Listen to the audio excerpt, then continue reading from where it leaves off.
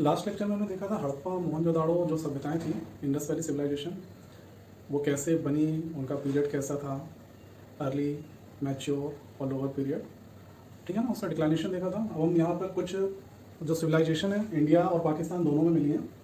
पहले इंडिया पाकिस्तान एक ही जगह हुआ करते थे, एक ही कंट्री के पार्ट थे। फिर 1947 के बाद ये अलग हो गए, लेकिन उस टाइम पे इंडिया पाकिस्तान जब एक थे उस टाइम पे सिविलाइजेशन मिली थी, तो हमें रीड करना पड़ता है ये भी। तो जो सिविलाइजेशन का पार्ट स्टार्ट हुआ था वो पाकिस्तान का जो मेहरगढ़ एरिया था, जैसे ये पाकिस्तान की पहाड़ियाँ मेहरगढ़ में, तो उसके बॉटम से स्टार्ट होके इधर कश्मीर गुजरात तक पाया जाता है, ठीक है ना। ये सिविलाइजेशन इस तरह से वर्क करती है। और यहाँ पे इंडस रिवर है जो मेन सिविलाइजेशन, इस सिविलाइजेशन का जो मेन पार्ट है वो गुजरात में सबसे ज़्यादा है, अराउंड 1300 किलोमीटर तक मिलता है सिविलाइजेशन का पार्ट, ठीक है। अब देखो उसमें कुछ जो सिविलाइजेशन है, जैसे हड़प्पा मोहनजोदाड़ो, इनके बारे में आपको पता है किसने साइट्स की खोज की थी और कब हुई थी। तो उसी में कुछ और सिविलाइजेशन है जो इंडिया में भी मिली हैं, मेरठ से लेकर गुजरात, अहमदाबाद, इन जगहों में भी मिली हैं। उनके बारे में देखते हैं। जैसे हड़प्पा का भी देख लेते हैं दोबारा। हड़प्पा की खोज हम दयाराम साहनी जी ने की थी 1921 में, 1921। और ये जो रिवर थी वो रवि रिवर के किनारे थी, पाकिस्तान माउंट गोमरी डिस्ट्रिक्ट में है अभी, ठीक है ना। यहाँ पे जो मिला था कॉपर के पैमाने थे, इक्का गाड़ी हॉर्स कार्ड था और कॉपर गलाने की भट्टी, ठीक है ना। उसके बाद मोहनजोदाड़ो आते हैं। मोहनजोदाड़ो की खोज की थी आर डी बनर्जी ने 1922 में। ये मिली थी सिंधु नदी के किनारे और इस समय पाकिस्तान लड़काना डिस्ट्रिक्ट में है, इसका जो प्रेजेंट टाइम है, ठीक है ना। और इसमें क्या क्या मिला था, great bath, great granary, great bath मतलब महान स्नानागार, महान अन्नागार, ठीक है ना, अन्नगार। और प्रीस्ट क्वार्टर था, मतलब जो पुजारियों के निवास के लिए होते हैं ना, उनके लिए क्वार्टर्स थे। डांसिंग गर्ल इसी में मिली थी, पशुपति जी की मूर्ति मिली थी और कॉटन के थ्रेड्स भी यहाँ पे पाए गए थे, ठीक है ना। अब आते हैं चन्नोदड़ो पे। चन्नोदड़ो की खोज की थी गोपाल मजूमदार ने 1934 में, ठीक है ना। ये भी सिंधु नदी के किनारे है पाकिस्तान में। इसमें मनका बनाने का एक इंडस्ट्री थी, कारखाना, दवात, इंकॉट, काजल, कंगरा, कॉम, ठीक है ना। अब आते हैं रंगपुर की खोज की थी रंगनाथ राव जी ने, ठीक है ना। और इसकी खोज हुई थी 1953 से लेकर 1954 तक। ये गुजरात की मदर रिवर है, उसके किनारे है, ठीक है ना। और ये जो रंगपुरा में मिला है गुजरात के काठियावाड़ में मिला हुआ है। यहाँ पे चावल की भूसी, राइस ब्राउन मिला था। अब उसके बाद आते हैं रोपड़ में। ये सारी जो चीज़ें हैं और जो जिनकी उन्होंने खोज की है, कब खोज की है, जैसे बड़े एग्जाम्स में तो नहीं, लेकिन कुछ छोटे एग्जाम्स हैं जो डिस्ट्रिक्ट स्टेट लेवल के होते हैं, उन्हें पूछा जाता है ये, ठीक है ना। तो आप इसे देख लीजिए, स्क्रीनशॉट ले लीजिए एक बार चाहे तो, ठीक है। अब देखिए रोपड़ यज्ञदत्त शर्मा जी ने इनकी खोज करवाई थी 1953 से 1955। खोज करवाई थी कि मतलब इन्होंने उस टाइम पे, उस टाइम ड्यूरेशन पे वहाँ पे जो खुदाई हो रही थी उसका काम दिखवाया था कि कैसे क्या काम हो रहा है वहाँ पे, ठीक है ना। जो वर्क हुआ था उनके अंडर में, इनके अंडर में हुआ था। यज्ञदत्त शर्मा जी, जैसे हड़प्पा का दयाराम साहनी जी के हुआ था। जो रोपड़ है वो पंजाब के सतलज रिवर के किनारे है और रोपड़ डिस्ट्रिक्ट में मिला था, ठीक है ना। इसमें यहाँ पे देखिए जो कुत्ते को दफनाया जाता था कुत्ते के मालिक के साथ, ठीक है ना, ये यहाँ पे मिला था। ये विशेष था, ये पूछ लिया जाता है कभी कभी पेपर्स में। बुर्ज होम के बारे में भी पूछ लिया जाता है, वहाँ पे भी यही था, कुत्ते को उसके मालिक के साथ दफनाया गया था, ठीक है। अब आते हैं लोथल पे। लोथल की खोज की थी रंगनाथ राव ने 1955 से 62 तक, ठीक है ना। ये गुजरात के भोगवा रिवर के किनारे हैं इस समय। और यहाँ पे जो हाथी दांत होते हैं ना, हाथी दांत, उसे इंग्लिश में आइवरी कहते हैं। हाथी दांत होते हैं ना, हाथी दांत के पैमाने बनाए गए थे, ठीक है ना। जैसे हाथी दांत के जैसे आज के स्केल होता है ना 0, 1, 2, 3, 4, उसी तरह उस टाइम पे हाथी दांत के पैमाने से ही बनाया गया था। देखिए लोथल में हाथी दांत का पैमाना मिलता है। जैसे हमें आज के समय में स्केल होती है, उसमें मीटर्स दे रखे होते हैं, सेंटीमीटर्स, मिलीमीटर्स दे रखे हैं। उससे आइवरी मतलब हाथी दांत होते थे ना, उसमें पैमाना दे रखा था कि इतना 1 सेंटीमीटर, लेकिन वहाँ पे 16 के रेशियो में चलता था ये काम। और देखिए वहाँ पे पेंटिंग पॉट मिला था, मतलब रंगाई का कुंड, जिससे सामानों को, कपड़ों को मतलब रंगा जाता था। एक कुंड मिला था, पॉट मिला था। अब आते हैं आलमगीरपुर पर। आलमगीरपुर की जो खुदाई करवाई थी वो यज्ञदत्त शर्मा ने करवाई थी 1958 में। ये हिंडन नदी के किनारे था, इस समय यूपी के मेरठ में है, ओके।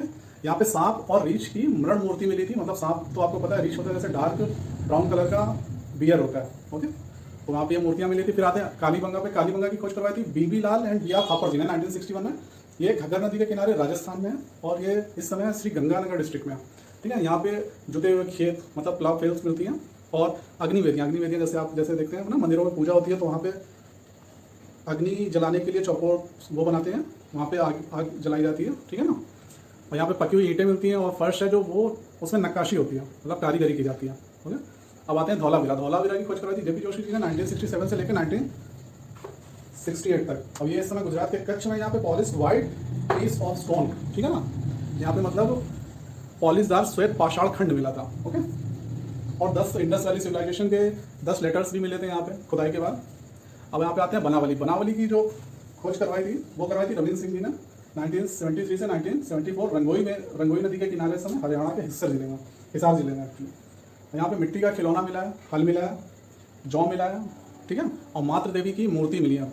ओके, ये हो गया मातृ देवी, मतलब यहाँ पे माता जो थी उनकी पूजा की जाती थी, मतलब लेडीज थी, गॉड थी, उनकी पूजा की जाती थी। अभी आज के समाज में देखिए ये पितृसत्तात्मक समाज है हम लोगों का, ठीक है ना। मतलब पितृसत्तात्मक का मतलब हो गया आश्रय, जैसे एक फैमिली होती है आपकी, तो वहाँ पे देखेंगे कि आपके फादर का उस फैमिली पे पूरा वो होता है कि मतलब उनके अंडर पे होती है। लेकिन हड़प्पा वैली सिविलाइजेशन में औरतों की स्थिति इतनी अच्छी थी कि आप इस बात से समझ सकते हैं कि वहाँ पर जो समाज था उसका जो मेन मुखिया था वो वहाँ की बड़ी महिलाएं होती थी, ठीक है ना, उसे मातृसत्तात्मक समाज कहा जाता था। ये एक बहुत अच्छी चीज़ थी उस टाइम पे। अब देखेंगे आप, जैसे ही इंडस वैली सिविलाइजेशन का डिक्लिनेशन होता है उसके बाद देखेंगे वैदिक एरा आता है, और ये 200-300 साल का जो गैप होता है इसे डार्क एज कहा जाता है। उस टाइम का हमें कुछ भी नॉलेज नहीं है, लेकिन उस टाइम पे पता नहीं ऐसा क्या कुछ हो जाता है कि हमें फिर से वापस, अभी देखिए आप इंडस वैली सिविलाइजेशन में देखते हैं नगरों का नियोजन होता है, ठीक है ना, और स्केल्स हैं, कितनी औजारों के बारे में पता है, धातुओं के बारे में पता है, सोना, तांबा, ब्रॉन्ज, इन सब चीज़ों के बारे में पता है। लेकिन जैसे ही वैदिक एरा स्टार्ट होता है हम फिर मतलब जीरो से स्टार्ट करते हैं। अब ये 200-300 साल में क्या होता है इसके बारे में कुछ कहा नहीं गया अभी तक, लोग खोज रहे हैं। अभी जो स्कॉलर्स हैं, रिसर्च स्कॉलर्स हैं, और जो रिसर्च करते हैं, साइंटिस्ट वगैरह हैं, सब देख रहे हैं उस चीज़ के बारे में कि क्या था ये 200-300 साल का इतिहास क्या रहा है जिसकी वजह से हम दोबारा मतलब यहाँ से यहाँ पे पहुँच गए, ठीक है ना।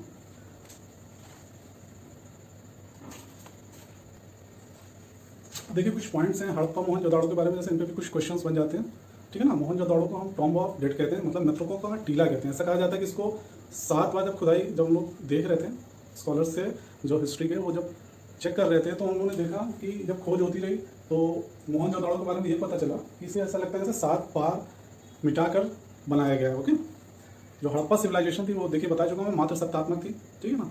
और जो सबसे पहले कॉटन की जो खेती हुई थी ये सिंधु घाटी सभ्यता में हुई थी। हड़प्पा सिविलाइजेशन और सिंधु घाटी सब एक ही है। और माप तौल जैसे वेट जो सिस्टम था मेजरमेंट का, तो वो 16 के रेशियो में था। ऐसे क्वेश्चन छोटे छोटे बन जाते हैं, तो ध्यान में रखिएगा इन चीज़ों के बारे में। और पूरे सिविलाइजेशन में आपने देखा होगा मैंने आइडल्स की बात की, लेकिन कहीं पे मूर्तियों के बारे में, अरे मंदिरों के बारे में बात नहीं की गई है। ओके ना, यहाँ पे मंदिरों का निर्माण नहीं था, ठीक है। ये एक मेन पॉइंट है, इसे ध्यान में रखिएगा। पूछ लेते हैं क्योंकि वैदिक एरा में आप देखेंगे यहाँ से मंदिरों का निर्माण स्टार्ट होता है, ठीक है ना। तो उससे पहले आप देखिए इंडस वैली सिविलाइजेशन में मंदिरों का निर्माण नहीं था, ठीक है। और उसके बाद यहाँ पर जो मेन जो पूजा होती थी, जैसे गाय होती है ना, एक होती है गाय हुई ऐसे निकल जाता है, ठीक है ना। एक यहाँ पे कुबड़ होता है, यहाँ पे बैल था, इस टाइम पे इसकी पूजा होती थी, इसे मतलब पवित्र माना जाता था, इसकी पूजा होती है। उसकी मोहरें भी मिली हैं, ठीक है ना। कई सील्स मिली हुई हैं, उसमें 3 आइड शंकर जी के बारे में कहा जाता है, पशुपति जी थे, ठीक है ना। इन चीज़ों के बारे में मिली है। और जो मोहरें थी वो क्लेस की बनी होती थी, क्ले होते हैं ना, सेल खड़ी कहते हैं उनको, तो उनकी मोहरें जो बनी होती थी वो सेल खड़ी की बनी होती थी। कुछ पॉइंट्स हैं ये आ जाते हैं छोटे छोटे। उसके बाद शवों को जलाने के और दफनाने की प्रथा भी प्रचलित थी वहाँ पे, ठीक है। और जो हड़प्पा के बारे में जो बताया था सबसे पहले, वो बताया था चार्ल्स मेसन ने। ये बताया था 1826 में।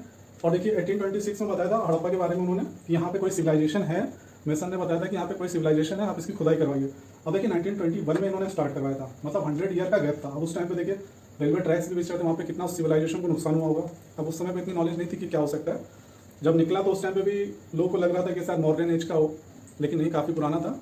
इन लोगों को लग रहा था कि 350 से 150 BC का होगा, लेकिन ये 2700 BC से पहले का था।